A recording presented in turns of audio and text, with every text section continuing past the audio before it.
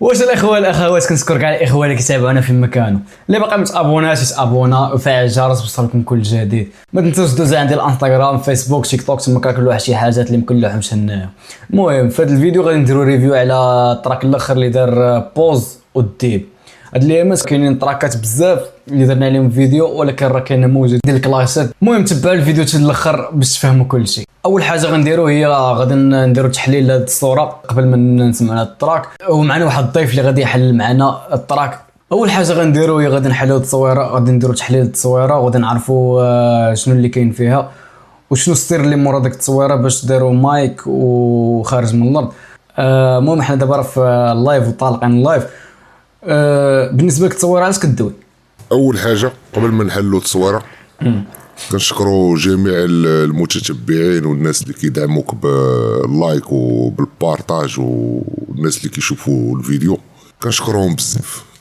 بالنسبه لهاد الفوطو هادي كيبين لك ميكروفون فيه واحد دولة وموراه كاينه ديك المبنى ديال الحكومات. يعني ديما فيما تسمع الديب ولا بوز فلو، خصوصا بوز فلو كينتقد الحكومه وكينتقد النظام بواحد الشراسه. يعني هنا كيبين لك بان وسط هذوك الشعارات الخاويه ولا هذوك الوراق اللي هذا طلع واحد المايك ضارب فيه الضوء، فهمتي؟ يعني هو خرج لهم من الوسط، من وسط الشعارات الخاويه ولا من وسط هذوك الوراق اللي طاروا نخرجوه. وموراه كاين مبنى كرمز للحكومه، مبنى حكومي.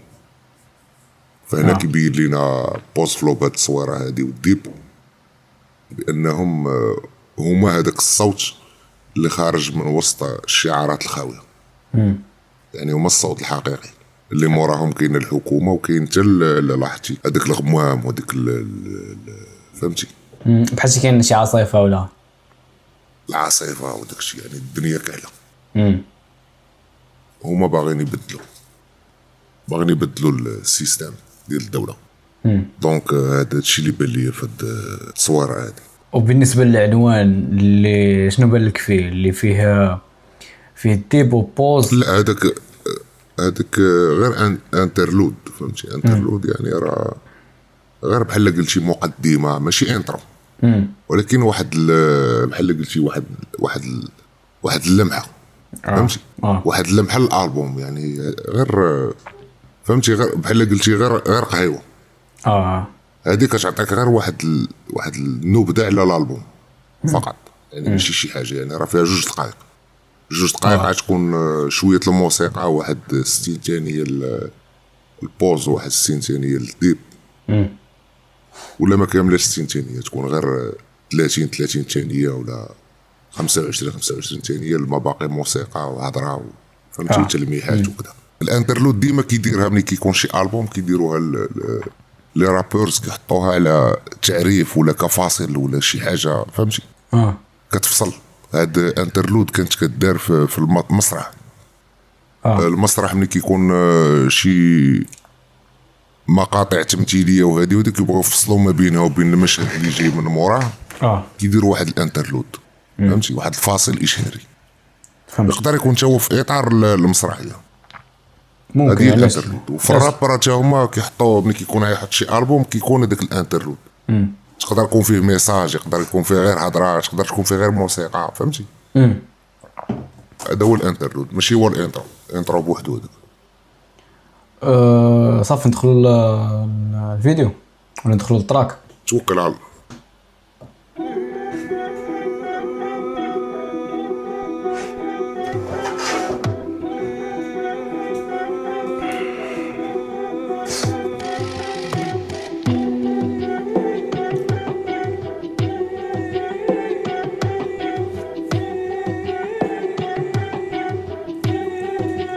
واحد القضيه في التصويره بان لينا من غير داكشي اللي كنتي قبيله، كان بحال كاين شي جرائد، بحال كاين بزاف الكتابات و بحال دابك الميكرو خارج من بزاف، بحال تقول الصحافه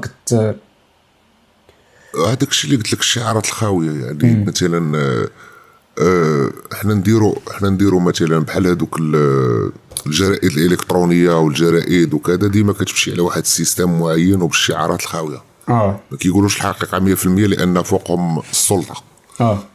راك الشيء المبنى ديال السلطه اللور كيفاش واقف بواحد الطريقه.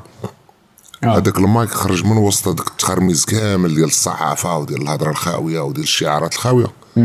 خرج مايك فيه الضوء. انا غيضربك الضوء، فهمتي؟ وهذاك المايك هو هذاك الشيء اللي ما كيقولوش، هذاك الشيء اللي خارج من وسط، خرج من الوسط، من وسط هذوك الصحافه ودوك الاخبار الزائفه والهضره الخاويه وتكليخ الشعب وبزاف الحوايج، هما خرجوا باش يقولوا لك الحقيقه. هذا الشيء اللي فهمت. المهم نكملوا.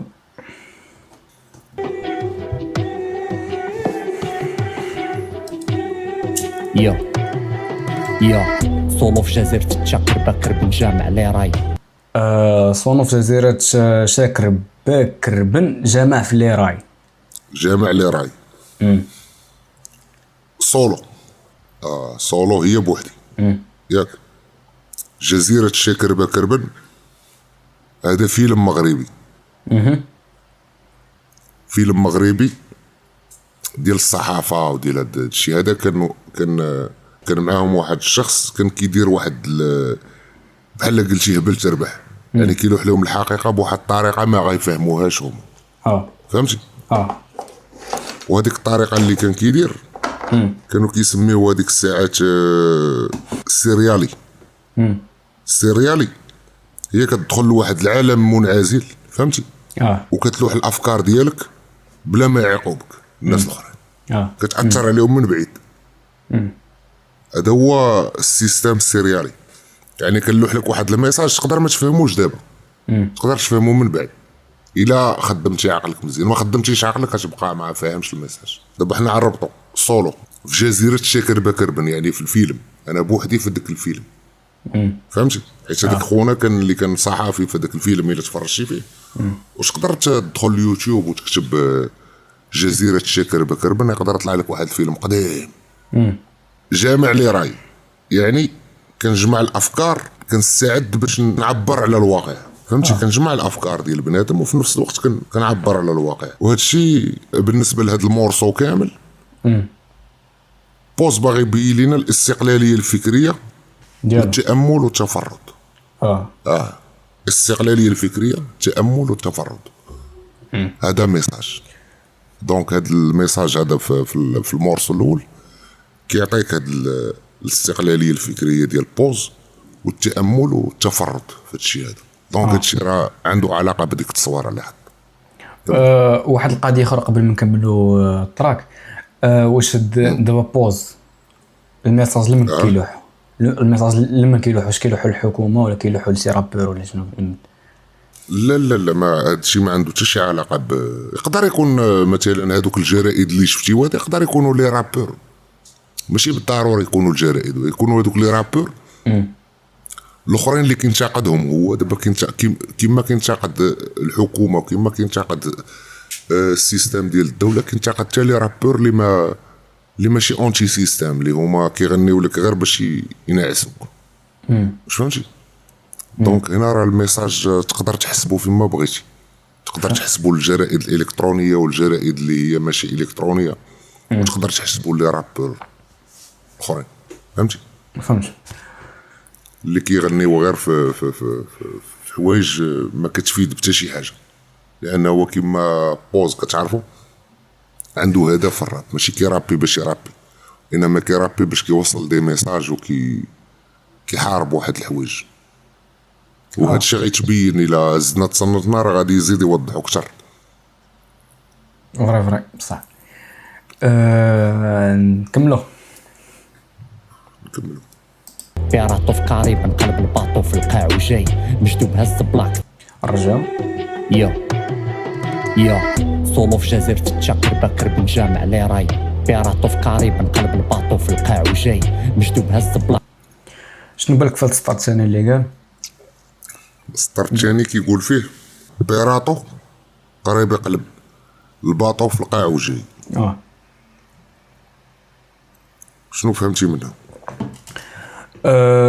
بيراتوف قريب قلب الباطو في القاع وجاي بغا يقول زعما في القاع وجي بحال بغي صافي هذيك غادي يمشي غادي يلوح غيلوح شي حاجه وغادي تلح في شي عمق كبير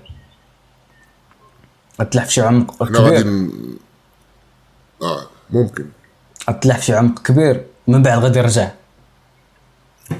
يقدر يرجع انا غادي للبلاصه. نعطيك التحليل ديالي. بيرات حنا نفسروا كلمه بكلمه من بعد نديروا لهم الجمع. بيرات هو قال بيراتوف لكن هي راه بيرات. بيرات حيت عندها علاقه بالبحر. بيرات هو القرصان القراصنه اللي فهمتي. بيرات هو القرصان يعني هو قرصان. دابا هو مثل راسو بقرصان. القرصان شنو هو القرصان؟ القرصان هما دوك البيرات ديال البحر كله ديالهم دوك شي باطا ولعيبات غير بيراتيهم فهمتي. هو بيرات عاوتاني بيرات بحال قلتي شي بغيت نقول زعما شي بزاف ديال العصابات كتدخل فيها المافيا بحال تقول المافيا ديال البحر. مافيا ديال البحر. قلب الباطو في القاع. يعني كان جاي شي باطو دايز هو قلبه في القاع. فهمتي. يعني هو جا مع هو بيرات بان ليه باطو جاي هو قلبه في القاع. هي تا غرق هذاك الباطو وجاي يشوف شنو كاين. فهمتي. جاي بحال جاي ياخذ هذاك الشيء اللي هز هذاك الباطو. اذا الا جينا نشوفوا المعنى كامل بحال هو قرصان مثل راسو بقرصان كيهدد واحد الجهه. شكون هي الجهه ما عرفتش واش روابه ولا حكومه ولا هذه. المهم كيهددهم انا قرصان وعنقلب الباطو. فهمتي. يقدر يكون عنده الميساج دوبل سونس. يقدر يكون كيقصد به الدوله ويقدر يقصد به الروابه. يعني هو كيرمز باش كيتحدى شي حوايج وباغي يخلق واحد الفوضى ولا يقلب واحد السيستم اللي جايين به واحد الفئه. واش هما روابه واش حكومه واش هادي. دونك بيراتوف قريب يقلب الباطو يعني قرب يقلب الباطو في القاع وجاي وغيجي ليه تل تما يقابل داك الشيء مقلوب وغادي يستعمر. فهمتي. يعني غير بيراتي هذاك الباطو كامل شي يقلبوا في القاع عاد يتم جاي ليه. هذا هو التفسير. نكملوا. راك تموتوا في بلاد عشا مولاي قريب نقلب الباطو في القاع وجاي مجدوب هز بلاك تموتوا في بلاد عشا مولاي حفد علي بنو ابي طالب تتشاور.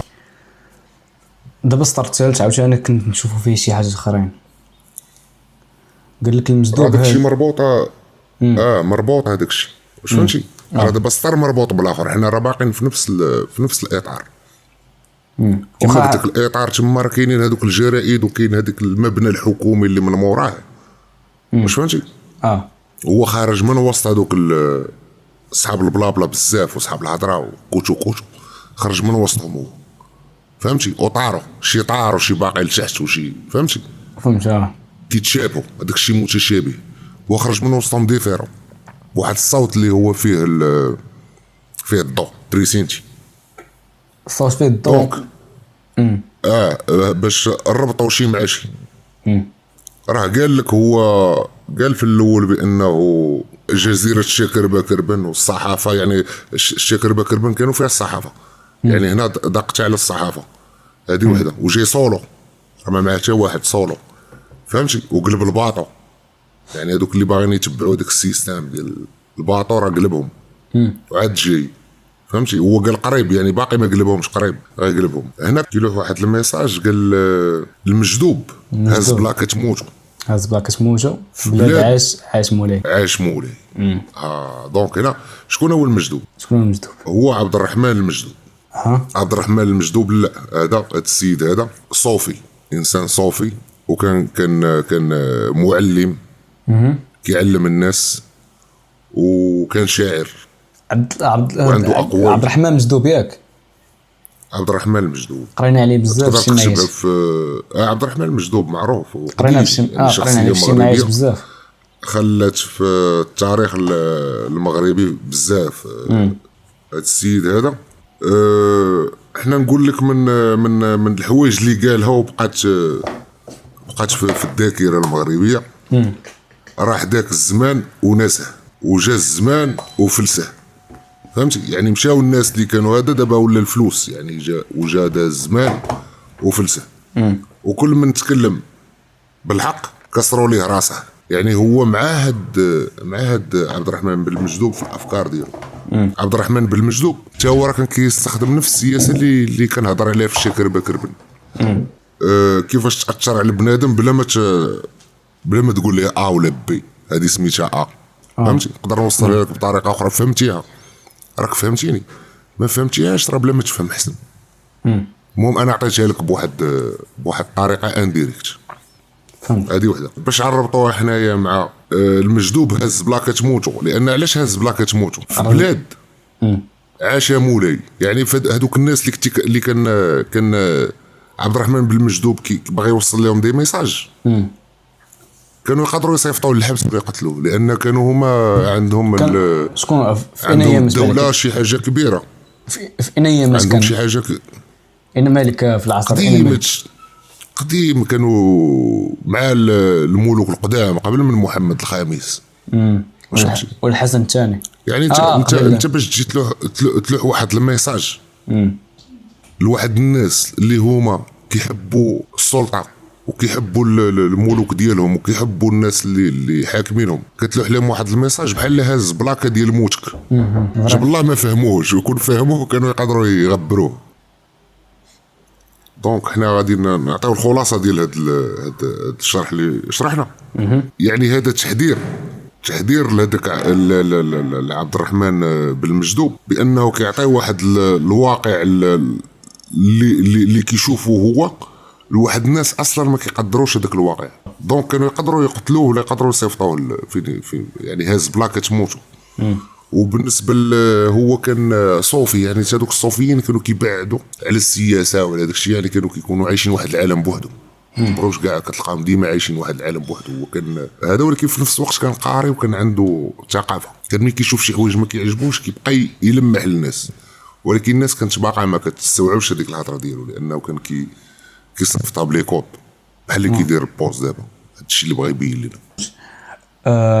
المهم نكملوا دابا التراك، حيت عندي واحد النقطه اللي باغي نقولها، ولكن ما نقولش دابا حتى نوصلوا لها. ماشي مشكل، كمل التراك باش نزيدوا نوضحوا الصوره اكثر. أزولاي قال القمر للقارورة قرقيب، حفد علي بن أب في القاع وجاي، مجدوب هز بلاك تموتوا في بلاد عاشا مولاي، حفد علي بن أبي طالب تتشاور. أزولاي قال القمر للقارورة.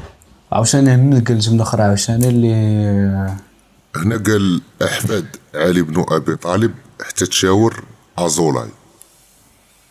شنو فهمتي من هذا المورسو هذا؟ يعني بغى يرجع لواحد العهد القديم. لا هنا احفاد علي بن ابي طالب كيقصد بها المسلمين والناس اللي متبعين القيم الدينيه، هما احفاد علي بن ابي طالب حتى تشاور ازولاي. شكون هو ازولاي؟ ازولاي واحد الشخص سميتو اندري ازولاي. هاد اندري ازولاي هو المستشار ديال الملك، هو اللي كيجيو منه القرارات ديال الدوله. دونك انت كمسلم بغيتي تطبق واحد الحوايج للاسلام خصك تتشاور ازولاي. واش فهمتي؟ وازولاي يهودي. كيفاش غادي هو اللي كيطلق القرارات، هو المستشار ديال الملك وهو اللي كيحط القرارات. اذا كيفاش انت كمسلم عتبغي واحد الحوايج كاينين في الاسلام عندك وغادي تشاور واحد اصلا ماشي مسلم يهودي، يعني ماشي متوافق معك في الاعتقاد ديالك ولا في الحوايج اللي انت كتامن بهم. دونك هنايا ميساج احفد علي بن ابي طالب حتى تشاور ازولاي. واش فهمتي؟ يعني هو شنو بغى يبين لك؟ بان السيستم ما مقادش، ما راكبش. اش بغيت تركبو ما غيركبش، لان داكشي كاين فيه اختلاف بزاف. دونك كاين شي حوايج خصهم يتصلحوا. دونك باقي كيهضر في نفس المنهج اللي هو هذاك الشيء اللي حاطه في الفوطو اللي شفنا، ولا في منين بدا التراك هو باقي غادي بنفس المنهج. هذا هو الشرح ديال هذا المورسو هذا. واخا نكملوا. مر للقارورة قرقي بالطاطوسة لم بالطالب تتشاور ازولاي قال القمر للقارورة قرقي بالطاطوسة لم طرق في راسك كثر من الحناش في سوالف ميدوسة. كاين شي حاجه هنا. هنا قال لك سيدي قال القمر للقارورة قرقيبي الدادوسة المطارق في راسي كتر من الحنوشة اللي في سوالف ميدوسة. شنو فهمتي من هاد السطر؟ كاين مطارق في راسي، راح كنعرفوها اي واحد عنده مطارق زعما كيقول مطارق في راسي زعما عنده المشاكل وعنده بزاف البلانت في راسو وكيف قال الحنوشه ولا داكشي بحال بغى يقول عنده الاعداء وعنده بزاف اللي تابعينه وبزاف اللي حاضرين وبزاف اللي هادشي اللي فهمت من وجهة نظر مقبولة. قال القمر للقارورة. القمر علاش كرمز؟ القمر هو الليل، هو الليل كرمز لليل حيت الليل كيجي فيه القمر. قال القمر للقارورة. شنو هي القارورة؟ القرعه، هي القرعة. قرقيبي الدادوسة. قرقي إذن بالداسه. هنا غنربطوا الليل مع القرعة مع الدادوسة. بالنسبة للمصطلحات الزنقاوية الدادوسة هو العشبة الخضراء، هو القرنب الهندي. يعني الليل قال القرعة قرقيبي الدادوسة، وقرقيبي الدادوسة تقدر حيت هذيك كلمة قرقيبي تقدر تكون فيها قرقوب. الدادوسة هي القرنب الهندي في المصطلحات الشوارع. يقول لك جيب الدادوسة. الدادوسة هي واحد المورسو كيكون داير بواحد 25 درهم 30 درهم تقريبا بحال هكا، كتكون دادوسة مربع. قرقيبي الدادوسة يعني شنو بغى يقصد لنا هنا بوز على حسب الفهم ديالنا حنا المتواضع، بان بالليل كيكون هو حاط قريعه والدادوسه. والمهم الموضوع كامل حنا باش بلا ما نسميو يعني الموضوع فيه دوخ الراس، فيه البليه يعني بكثره هاد المشاكل اللي عنده بالليل كيريح يدوخ الراس وكيفكر. وهذا الشيء اللي واقع في السيستم هذه اللي هو كينتاخدو كيخليه انه يمشي يجلس بالليل يعني خلاه يتجه لواحد الاتجاه ديال الادمان. علاش اتجه لهادشي الادمان؟ حيت المطارق كيضربوا ليه في راسو اكثر من الحنوش اللي كاينين في سوالف ميدوزا. هاد الميدوزا هادي عندها واحد السوالف بحال فيهم الحنوشه. ودابا الا كتب شي ميدوزا ولا ميدوسا غطلع لك واحد خيتي كانت كتجمد واحد الاستوار قديمه ديال هاد الشخصيه هادي. كانت كتجمد الشجر وكتجمد اي حاجه كتلقاها كتجمدها، وهي الشكل ديالها ان عند هذاك السوالف وداك الشعر وهذاك بحال الحنوشه. قرينا على هذه في الجيستوار فرونسيز. هذا هو شبه راسو بهاد الشخصيه هذه بالمطارق اللي كيضربوا ليه في راسو، فهو كيتعاطى على هذوك المخدرات. وممكن حتى الشباب اللي في السن ديالو ولا في هذا ملي كيوصلوا لشي نقاط ما كيقدروش بزاف ديال التفكير بزاف هذا كيوصلوا لهذاك المستوى. دونك هو راه كينتقد السيستم على هذا الشيء هذا اللي واقع البوز. يعني شنو بغى يبين لنا هنايا؟ المزج ما بين بغى يمزج لنا ما بين الواقع والخيال والاساطير باش يعكس البلان على الحاله ديالو اللي مشوشه وعامره بالخيال الغامض، فهمتي؟ ولكن هو باغي يحولها الى واقع. دونك الميساج وصل. انا بعدا وصل لي الميساج بهذا المورسو هذا. حيت هادشي نقدروا نكونوا غالطين عاوتاني. هذا راينا الشخصي. وكيف قلتي هي كيف رأي شخصي، رأي شخصي واحترام. حيت فريفت هذيك الشخصيه قرينا عليها بزاف في لي زيستوار فرونسيز وفي المدرسه قرينا عليها بزاف. ما عرفتش انا ما كنعرفوش على الشخصيه. حنا كنقولوا شنو بغى يقصد بوز. ما يمكنش لك تعرف واخا حنا حللنا الطريقه اللي كنشوفوا هنا. وكيقدر يقول لك اخويا قال القمر للقاروره، يقول لك هذه هضره اخرى ماشي كيما فهمتي انت. دونك حنا كنقولوا داكشي اللي كنشوفو. كمل. بوز اي نازي اوبيراسيون برباروسا تتشاور ازولاي. قال القمر للقاروره قاقي بالدادوسه المطرق في راسي كثر من الحناش في سوالف ميدوسا. بوز اي نازي اوبيراسيون برباروسا يا عليك يا علي بينياش من لاري نشخشخ البوسه. اوكي انا قال بوز اي نازي اوبيراسيون برباروسا.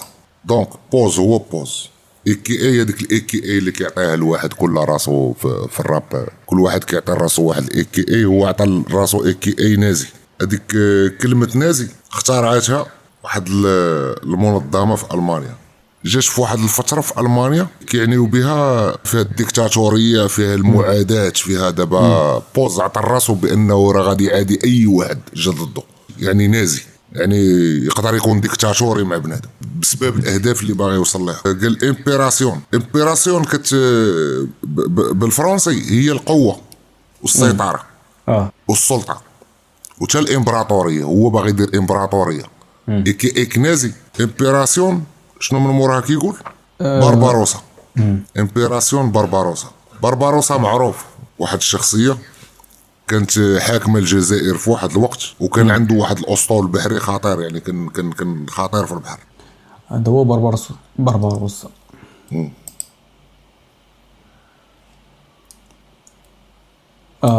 كيبان انه تو داخل في داكشي ديال الامبراطوريه وديال المحاكمه. شو هاد برباروسا راه هو من تركي، هو كان بحار وعنده السفن ديالو وعنده ديك الاسطول ديالو، كان مسكشها في واحد الوقت. هاد برباروسا.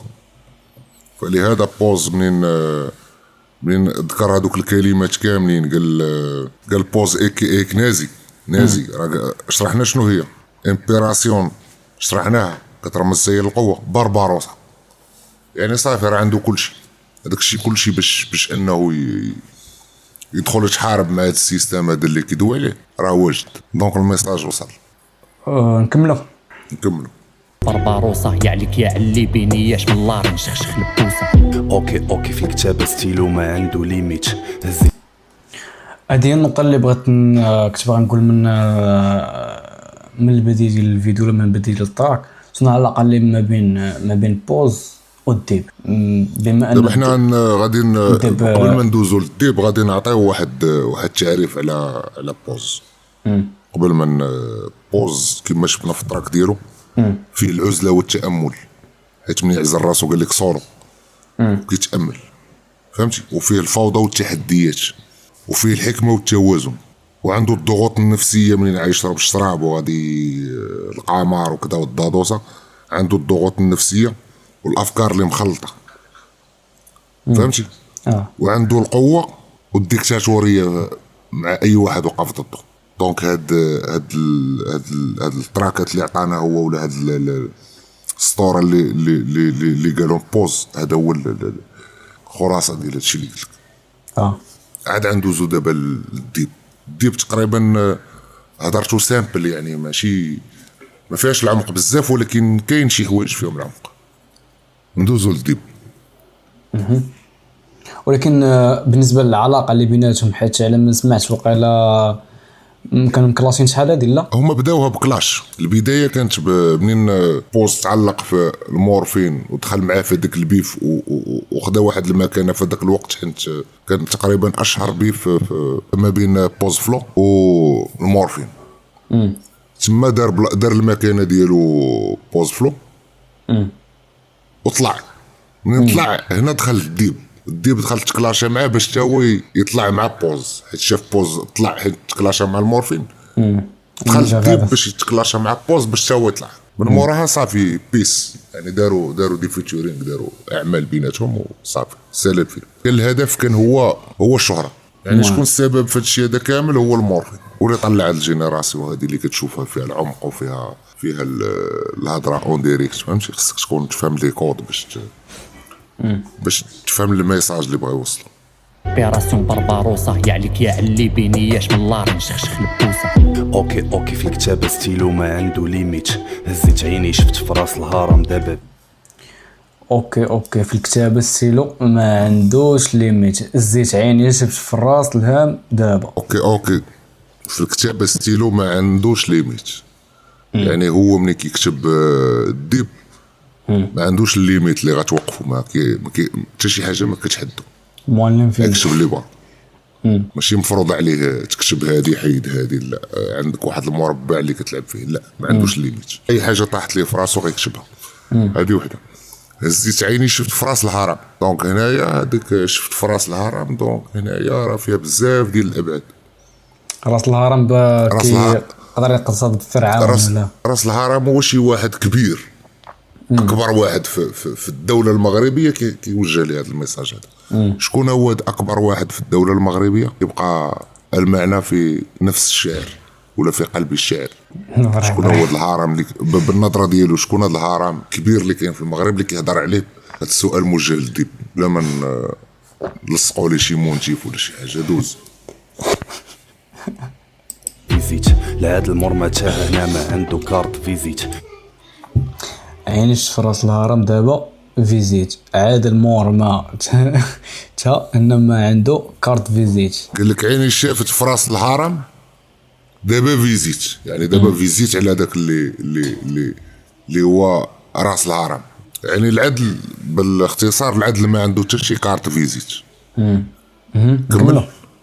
ما بغيتش نلوم القدر ولا نلوم جدودي والارض بلادي جايبه الشوك في ما بغيتش نلوم جدودي القدر ولا اللوم جدودي ولا جدودي ولا الارض. يعني هو ما بغاش يلوم يقول لك انا على بلاد زاديت فيها ولا هادي ولا جدودي ما وجدوش لينا، ما خلاوش لينا واحد الثروه ولا ما خلاوش لينا واحد الحوايج، لان جدودنا عاشوا حياتهم طبيعيين وربما كانوا عايشين كفس منا في هذاك الوقت. ما غاديش نلومهم على هذيك السيتوياسيون اللي كانوا فيها. ربما كان مغلوب على امرهم، طاحوا في الاستعمار، طاحوا بزاف د الحوايج. دونك ما غنلومش جدودي وما غنلومش الارض اللي تزاديت فيها، نقول على ارض تزاديت فيها، وما غنلومش القدر الا حطني انا بهاد الصوره هذه.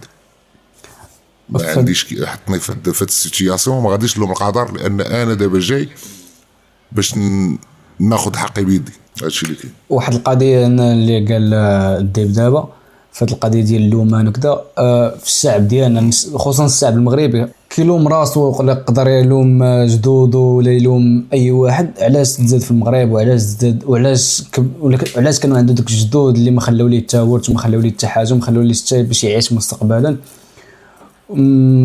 يعني شنو نقول يعني جدود صافي جدود جينيراسيون كل مره كتجي جينيراسيون اخرى وباقي ما كاين حتى حاجه. وبزاف الشباب ما عاجبهمش المغرب. هادشي اللي فهمت. نعطيك وجهه نظر ديالي. وجهه نظر ديالي مقبوله. مقبوله ولا لا؟ مقبوله. انا ما غنلومش جدودي وما غنلومش الارض وما غنلومش القدر وما غنلومش الدوله اللي كيلوموها هما. علاش؟ انا غنلوم راسي. هذه اولا. انا غنشوف راسي شنو نقدر نعطي. فهمتي شنو نقدر نعطي وشنو نقدر كيفاش نصوفي راسي. لان لا تسنيتي كما قال هو ما غنلومش جدودي ما غنلومش الارض ما غنلومش القدر. حيت ما بقاوش نلصقوا في القدر. ديك اللعبه مكتابه لي انا نكون هكا دونك خصني نبقى هكا. لا ما تقنعش راسك بهذه الفكره. عطيها باش تعطي. وما غنلومش الحكومه. تقدر الحكومه ما كتعرفنيش. راه كاين اكثر من 40 مليون بشر هادو اللي مقيدين ديما مقيدينش عاوتاني اللي يحسبهم انت. اذا الحكومه راه ما بهاد المستوى اللي عندها وبالناس اللي داخلين فيها وبهذيك المنظومه اللي هي دايره واش انا تسناهم يخدموني وما خدمونيش مثلا. نبقى جالس في القنش. اذا انا خصني ندير حل راسي ما نتسناش شي واحد يديروا لي. هذا هو اللي غنضيف على الهضره اللي قال الديب. وكنصح الشباب انه ما تبقاش تستنى ولا تقول على ارض نزلت فيها ولا. التحدي هذا تحدي الله خالقه فينا باش حنا واخا نتزادوا في الطوغو ماشي كنحقروا الطوغو. غنتزاد في اي دوله اللي انت كتصنفها بواحد التصنيف اللي هو طايح. خصني نصوفي راسي في وسط هذاك المجتمع اللي انا فيه. ما تسناش شي واحد يدير ليا. الا دار لك شي واحد طونك انت راه ما درتي والو. نقدروا نعدى مطالب اخرى بغينا نشوفوهم ولكن انا ما غنتسناش شي واحد يصوبني. نقدروا نشوفوا شانطيات نهضروا على شي حوايج نهضروا على ولكن كشخصيا انا ما عنديش الحق نلوم اي واحد لا والديا ولا جدودي ولا الارض اللي تزاديت فيها ولا انا شنو عندي. خصني نجبد هذاك الشيء اللي عندي لداخل ونخدم عليه باش نوصل لواحد النيفو ونوصل ليه انا ما نتسناش واحد اخر يوصلني ليه ونتقاتل عليه. هذا هو وتقدر ديرها وربي كيعاونك في المسائل هذو ملي كتوقف عليهم. وواحد القضيه اخرى كيف الشباب كيقولوا راه البلاد ما عطاتنا والو. عطي انت البلاد باش هي تعطيك. ماشي ضروري نعطي البلاد وماشي ضروري البلاد تعطيني. راه كاينين بزاف ديال النماذج تقدر تشوفهم وطلعوا بوالو، منهم الياس المالكي. عطاتو البلاد شي حاجه ما عطاش والو، طلع دابا كيخربق في الانترنت، هو كيدخل فلوس ومشى دار حوايج كبيره يعني مع كينغسلي، تلاقى مع ناس، دار دي بوبليسيتي، دار قيمه لراسو.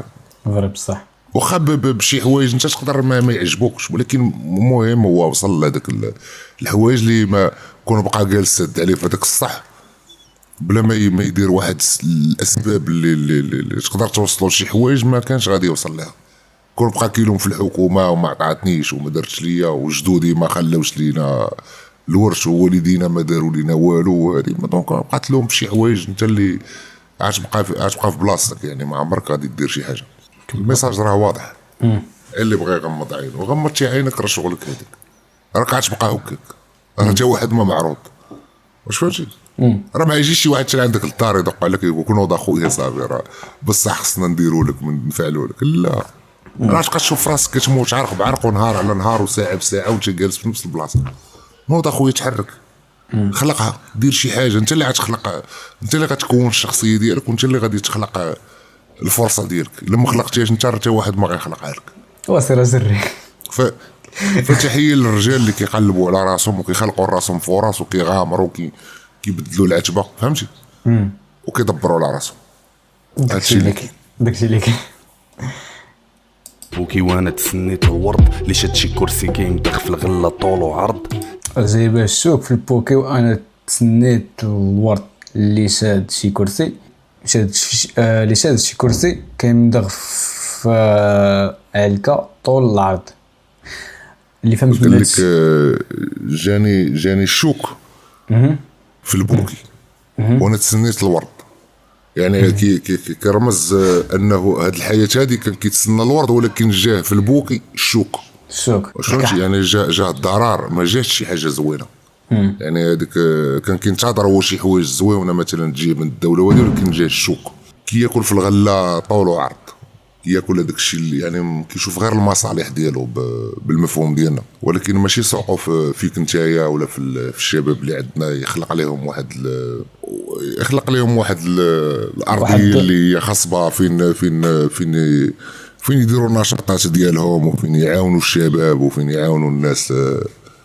والله نقدروا نقولوا شي صوره خايبه اللي ماشي حتى لهيه زعما، ماشي صوره خايبه زعما اللي ما غاديش بالشباب القدام، ديما تخلي الشباب اللور. ودابا كيهضر على المسؤولين. قال لك جاني الشوك في البوكي وانا تسنيت الورد. انا كنت كنتسنى الورد، يعني هذوك الناس اللي غادي يكونوا مسؤولين على المنطقه اللي انا فيها ولا على الدوله بصفه عامه، انهم غادي يفتحوا لنا فرص، غادي يديروا لنا شي حوايج اللي كنا كنتسناهم، ولكن هما جايبين لنا الشوك. واللي شاد شي كرسي، يعني كرسي كرمز على اللي شاد شي سلطه، كيمضغ في الغله طول وعرض، يعني كيشوف غير المصالح ديالو ما كيشوفش المصالح ديال الشعب. الشوك في البوكي وانا تسنيت الورد اللي شاد شي كرسي كيمدخ في الغله طول وعرض. تيد كازينسكي غنصيفط لهم قنبوله في الضرب، بوم حبيت الراب درتو ماشي ميطا، درتو كيما خصو. تيد كازينسكي هو اللي فرقع الجامعات، فرقع شي جامعات وشي طيارات. علاش هو قال لهم تيد كازينسكي غنصيفط لهم قنبوله في الدار، فهمتي؟ يعني يقصد هذوك اللي ما عطاوش حقه بصفه عامه. كازينسكي هذا معروف كي فرقع الجامعات والطيارات. هو كان بروفيسور وعالم ديال الرياضيات وناقد اجتماعي، يعني ضد هو الدوله وداك الشيء، وكان كيفهم في التكنولوجيا. هو الاصول ديالو من بولندا. درتو كيما خصو يدار ماشي كي بغات وليطه، الارض كيضوي الواقع. هنا هضر على الراب ديالو، دارو كيما خصو يدار ماشي كي بغات وليطه. واش فهمتي؟ يعني هو كيستخدم الراب ديالو في حريه التعبير بهذاك الشيء اللي شافوه هو مناسب، ماشي بالليميت اللي عطاتو الدوله ولا ما تخرجش على السطار ولا هذه. هو خصو يقول اي حاجه كيتبان ليه خصو يقولها، ماشي كي بغات وليطه كي بغاه السيستم. راه واضحه. صح داكشي. كملوا شو للظلمة في الطريقة عشنا الكعية سنوات، أما الفرحة راه غير الواقع اللي ظلم فيه الطريق عشنا الكعية سنوات، اما الفرحة راه غير قطعت. عشنا الظلم لواحد السنوات والفرحه كتجي غير فهمتي مرة. غير سويتش. مرة كدوز وصافي فهمتي، كدوز غير لقطات. اما احنا ديما عايشين في الظلم وفي الكعية. تخدير الخطاب والراية حمرا بدماء اللي مات نجمة سنوات، اما الفرحة راه غير لقطات. دير الخطاب والراية حمراء بالدماء اللي مات نجم. ان بحال كيسير تخدير الخطاب فهمتي. شكون كيدير الخطاب؟ تخدير الخطاب هو ديك الخطابات اللي كيديروا المسؤولين، كتشوف بحال كيخدرونا حنا، كيلوحوا لك شي هضره فهمتي، تقدر ما تفهمهاش طران وانما وحتى وليت فهمتي، واللي تقدر وكان تخلي وانما تقدر تخلي الشعب كامل اللي يمشي في نفس الموجه، ما تخليش تخدير فهمتي. كيديروا لي هذيك التنويم المغناطيسي فهمتي. والرايه الحمراء بدماء اللي مات. يعني هذيك الرايه الحمراء راه بالناس اللي ماتوا قبل، ماتوا على هذيك الرايه. يعني حيت الرايه عندنا حمراء بزاف وفيها شويه الخضر فهمتي. هو يقول نجمه، كمل نجمه خضراء، نجمه والشعب طيب. نجمه خضراء، الشعب مقهور زعما، والشعب طيب. الشعب طيب. المسؤولية لمن؟ الفقراء في الجنة موت فقير وزيد. المسؤولية راه في الجنة طيب. موت فقير. المسؤولية لمن؟ يعني شكون اللي غيتحمل هذه المسؤولية هذه؟ الفقراء راه في الجنة موت فقير في الإيمان لا للفتنة سكوت وتشيق. موت فقير وهذا هما الخطابات اللي كيخضروا بصح عنده الحق في النقطة هذه. أنا فهمت شنو بغى يقصد. دونك إلا ربطنا الهضرة اللي فاتت مع الهضرة ديال دابا، الخطابات كتخضر. هادي راه كيهضر، ما كيهضرش على المسؤولين بالضبط، هادي كيهضر على الفقهاء. حيت هما اللي يقولوا لك، هما اللي يقولك الفقراء في الجنة. لا، يقولك فقراء في الجنة، يعني انت فقير غتمشي للجنة. كيقنعك بديك الفكرة. ماشي ضروري تكون فقير تمشي للجنة، وماشي ضروري تكون غني تمشي لجهنم، ماشي ضروري هذه. ولكن هما كيقنعوك حيت زعما دابا الفقراء غيمشيو للجنة والاغنياء غيمشيو لجهنم. وشكون اللي عطى، شكون اللي قالها لك اخويا؟ حيت دابا زعما علاش الغني ما يمكنش ليه يمشي للجنة، زعما الاغنياء والفقير ما يمكنش ليه يمشي للجهنم؟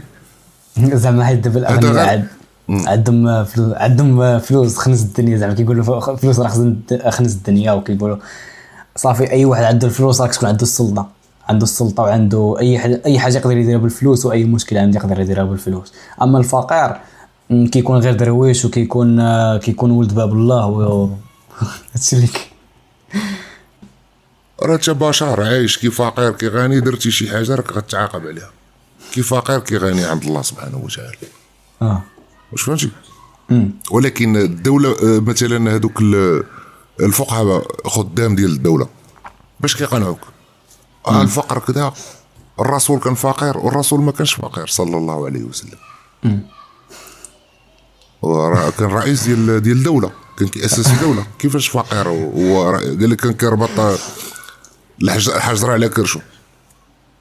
ملي كتهضر معاك يكون الرسول وكان فقير باش انت ترضى بهذاك الفقر. دونك انا علاش تبقى تدخل لي الدين في الفقر والموت للفقير؟ يعني الفقير هو اللي كيموت. راه قال لك دابا الفقراء في الجنه، والموت موت للفقير وزيد في الايمان. فهمتي؟ غتعاود لي الطراك شويه واحد هذا، وغادي نعطيك شنو بغى يقصد. ارجع لي واحد شويه وكمل لي الطراك. خطاب والراية حمرا بدماء اللي مات نجمة خضراء والشعب طيب. المسؤولية لمن؟ الفقراء في الجنة موت فقير وزيد في الإيمان لا للفتنة سكوت وتشيق. تخربيقات الإيمان واش بدك تخربيقات الإيمان؟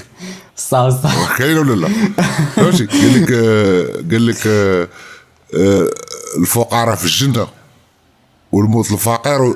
فهمتي؟ يموت الفقير وزيد في الايمان. يعني حاول تموت انت فقير باش تزيد في الايمان. لا للفتنه، ملي كتبغي تهضر لا للفتنه اسكت. والتخربيقات للايمان، يعني الايمان هو اللي كيخربق عليك في هذه الهضره كامله باش يقنعك بواحد الحوايج اللي هما ما كاينينش. ما كاينينش حتى في القران، ما كاينينش، ما تلقاوش. شي حاجه للصالح ديالهم صافي وديال خصهم المسؤولين. يديروا لك هي باش قال لك كيخضروك راه عاوتاني في واحد الطريقه قال لك التخدير في الخطاب فهمتي يعني كيخضرك بالهضره انت صافي كتقتنع كتقول انا فقير غنمشي للجنه وعلاش اخويا نعيش فقير ندبر على راسي علاش الغناء حرام لا كنت غني حرام بالعكس نقدر نعاون ناس اخرين نقدر نصوفي راسي نصوفي وليداتي نتصدق فهمتي نوكل مشيشات نوكل بنادم نوكل كذا عطا الله ما يدار علاش انا تحكم عليا بالفقر باش نمشي للجنه لا ما فرضهاش عليك كيقول لك خدم على راسك صافي هذه الدنيا دابا ابار الفقر والغنى ما ربطهاش بالجنه او النار راه هما الخلل اللي داروا هو ان الفقير غيمشي للجنه والغني غيمشي للنار لا ما تربطهاش بالطريقه هذه ما عندها حتى شي علاقه دونك هنا انت كتعاون واحد النظام باش يخليك انت مقتنع بانك خصك تبقى فقير باش تسكت وما تهضرش وتقول صافي انا فقير مزيان غنمشي للجنه وما تهضرش على الحقوق ديالك لا هذا ما عنده حتى شي علاقه فهمت هذا هو التخدير كمل انا موسيقى الحمد لله مازال كنحارب من اجل هذا البدء هذا وغنبقى ديما نحارب عليه هو في هاد السطور هادي بحال ماشي بحال كيدوي مع بوز لا هذا بوز اللي كيهضر هذا اللي كيهضر واخذه من الانترفيو اللي سمعنا ليها قبل انا الموسيقى باش الحمد لله انتقدنا مازال في الهضره كنحارب عليها وداك الشيء والناس كينتجوا الحليب فهمتي عقلتي على الهضره اللي كنا ناقشناها وي هادي دابا غير واخدينها غير من هذاك الانترفيو اللي معجن في قناه المشهد وحاطينها دابا حيت هذا غير انترلود فهمتي عطاك غير واحد الفكره باغيين يوصلوها راه وصلات المهم الخلاصه راه قلت لك انا شنو القصد ديالهم من هاد الاغنيه هذه كانت واضحه تقريبا 90% وال10% كتبقى عندهم هما في قلب الشعر المعنى في قلب الشعر. كنشكروا كاع الناس اللي تابعوا الفيديو هذا وكنتمناهم يبارطاجيو الفيديو ويديروا جيم وكومونتيرات زويونين ولا بان لهم شي حاجه غلطنا فيها يصحوها لينا وكنتمنى يعجبهم الفيديو. شكرا السي ريان على الاستضافه. ما كان حتى شي مشكل ويلي. بعد كنعطي واحد وجهه النظر ديالي من هاد التراك اللي سمعت. انا بالنسبه للكلام اللي قال بوز فيه الغموض بزاف وصعيب دير ليه تحليل. لا ما كنتيش فاهم في التاريخ مزيان ولا ما كنتيش فاهم ما كنتيش كتصنت للسياسه ولا ما كنتيش كتصنت بزاف الحوايج صعيب انك دير تحليل وفي اي سطر قلتيه واي سطر كان واي سطر قالو بوز خاصك تمشي تقلب عليه. تقدر تقلب عليه في جوجل ولا ويكيبيديا ولا شي حاجه عاش تقدر تفهم تقريبا ديك 60%. ونقدروا تكون وجهه النظر اللي قلنا حنايا تقدر تكون يا اما صحيحه ولا غلطه حنا ما عارفينش. بالنسبه للديبر الكلام ديالو كله واضح وزعما اي حاجه قالها راه صحيحه ماشي شي حاجه اللي جابها من راسو ولا شي حاجه اللي زعما خارجه على الطبيعه واللي ما مفهوماش واللي تقدر زعما كنظن داكشي ساهل داكشي اللي قالو ساهل انك دير لي تحليل تكون غير شويه الفهم صافي. ولا وصلتوا حتى الاخر ما تنساوش تدعمونا بلايك وبارطاج وكومونتير تكتبوا فيهم اي حاجه. غنحاول ندير لكم شي فيديو جديد وان شاء الله غادي يكون في هذه السيمانه ان شاء الله. وانا علاش كنقول لكم بارطاج الماكسيموم خاص الماكسيموم ديال البارطاج باش نزيدوا ندخلوا جمهور جديد وباش ندخلوا افكار جداد باش نزيدوا نديروا شحال من حاجه جديده. المهم هنا غادي نقول لكم تهلاو.